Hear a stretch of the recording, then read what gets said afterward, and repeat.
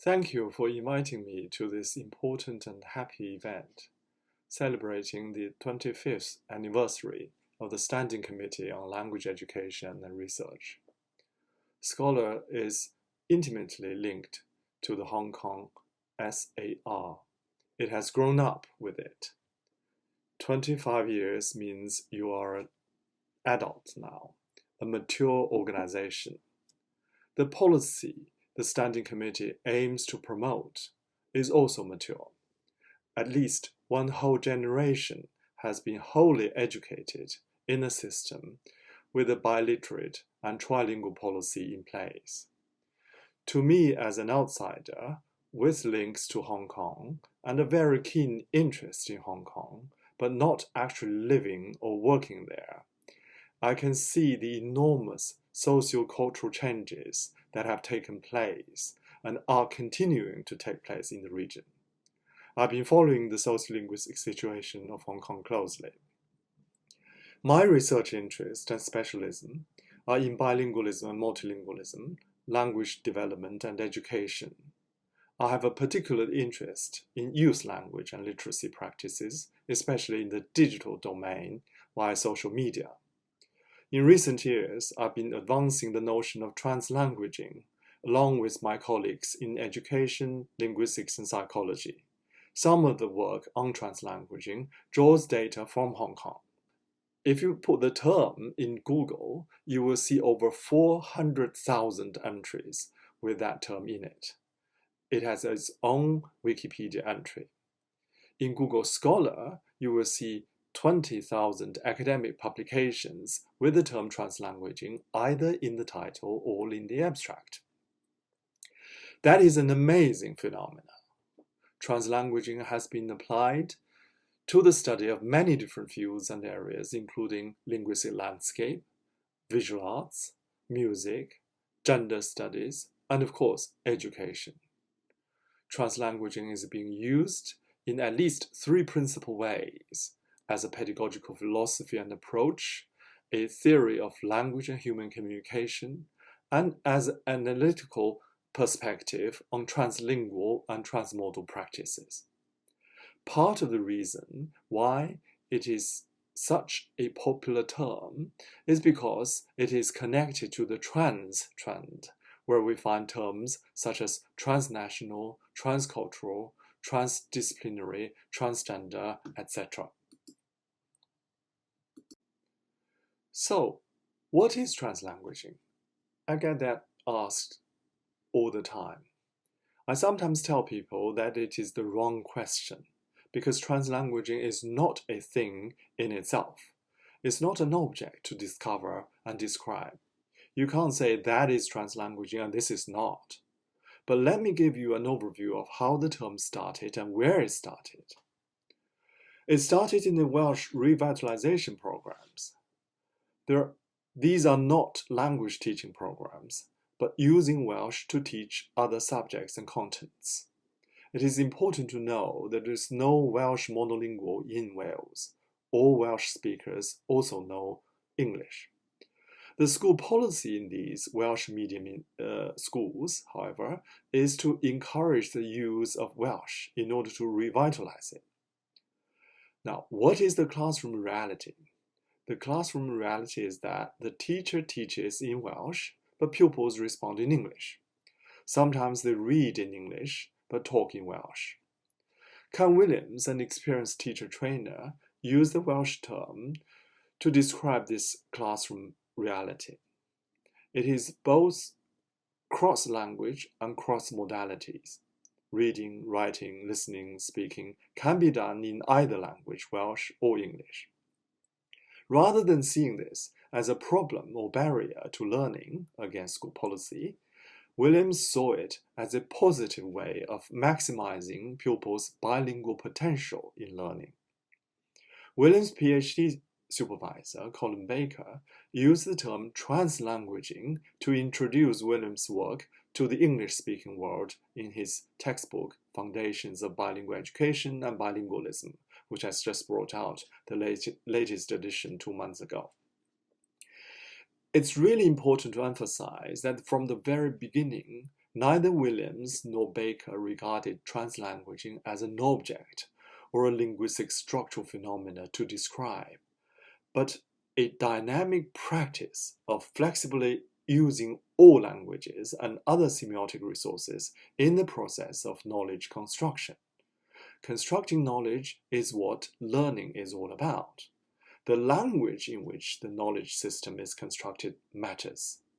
The real question here is education or schooling about social control, about getting everybody to think in the same way, or is it allowing, facilitating, even encouraging the learner to think in their own way, independently, creatively, and critically? It was my colleague and collaborator Ophelia Garcia who expanded the concept of translanguaging in her work on education of minoritized and racialized students who have 2 or more languages in their repertoire in the United States.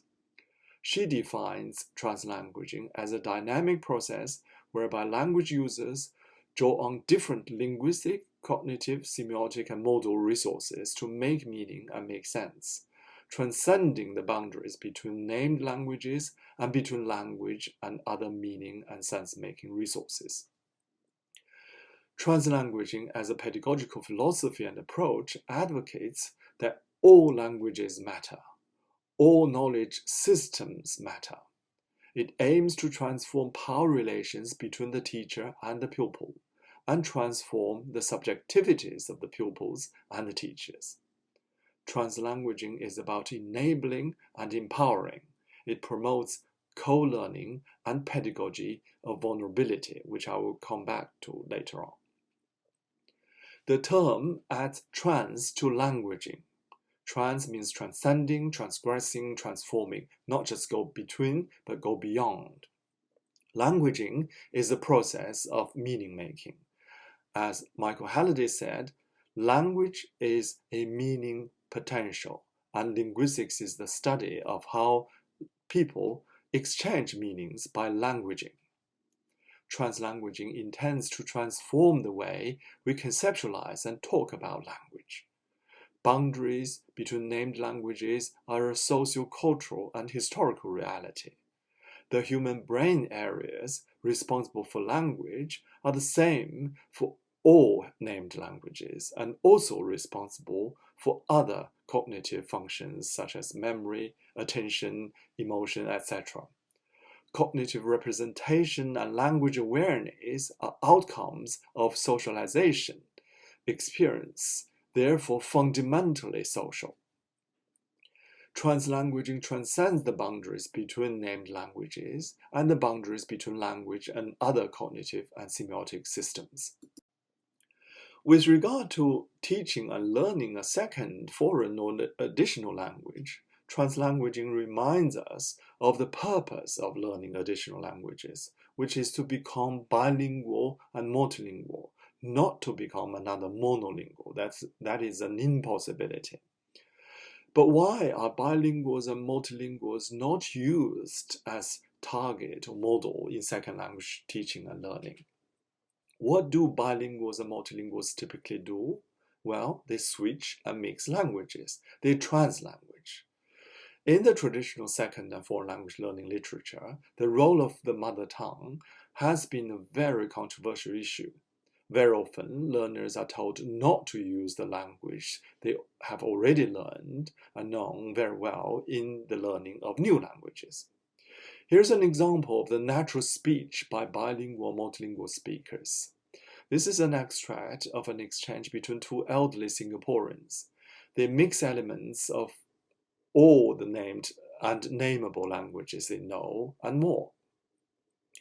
Whilst translanguaging transforms the way we see language, it also transforms the way we see learning and education. Translanguaging sees language learning as a process of socializing oneself into a different way of using certain linguistic features and structures. It is not only applicable to different communities, societies, nations, and cultures, but also different ages, generations, genders, social groups, professions, and workplaces. When we interact with different groups of people, or when we get a new job in a different organization, we have to learn a new way of using the language.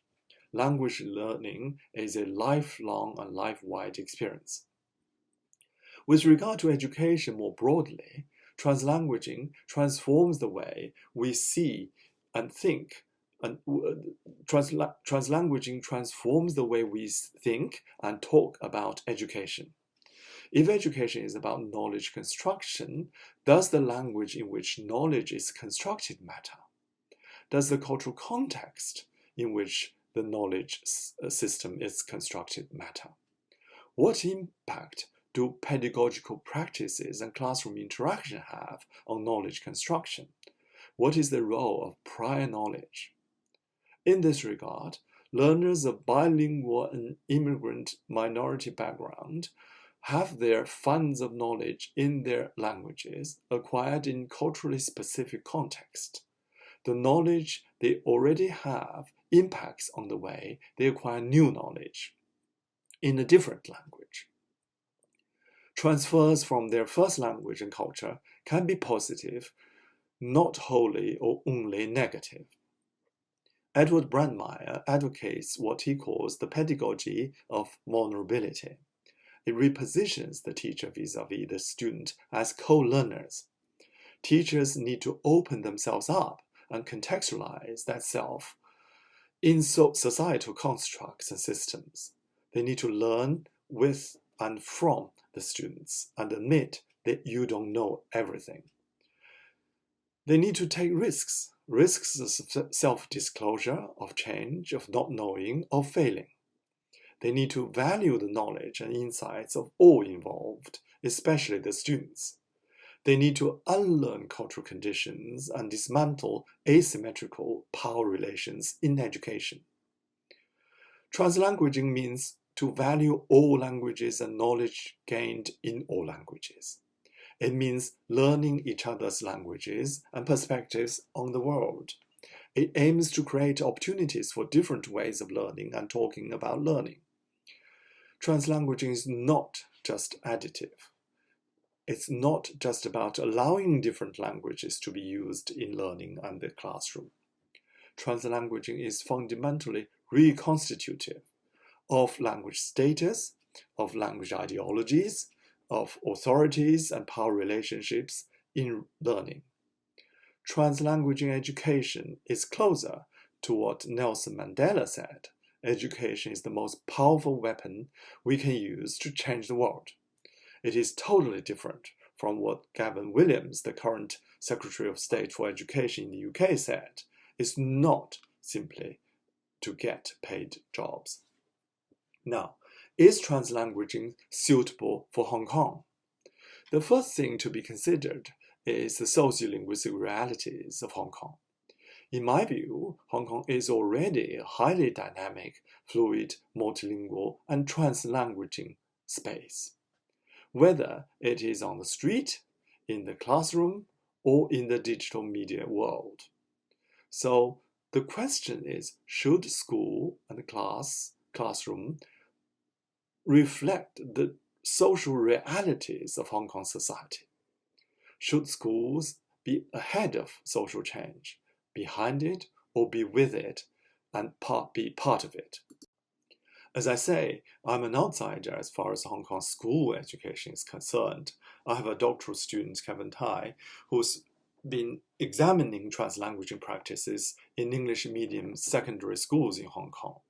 We have evidence of the classroom realities in such schools and how the teacher uses translanguaging pedagogy to enhance the pupils' learning. I'll leave some of the published articles here for your reference.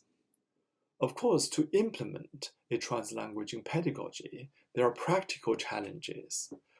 For instance, teacher may ask, students have different home languages that I, as a teacher, don't know or understand. How do I manage? The answer is education is not about the language alone. It's about knowledge construction, particularly how knowledge is constructed. Do they know the concept, method, fact, reasoning already in their L1s? If yes, do they think what they know is different from what the textbook or the teacher tells them. Teacher may also ask, I need to maximize input of the target language in the language classroom within a fixed and limited period of time. I can't allow too many different languages in the class.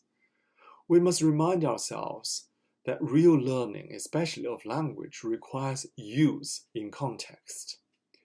Classroom learning is by definition limited and superficial. Monolingual approach to language learning has proven to be ineffective.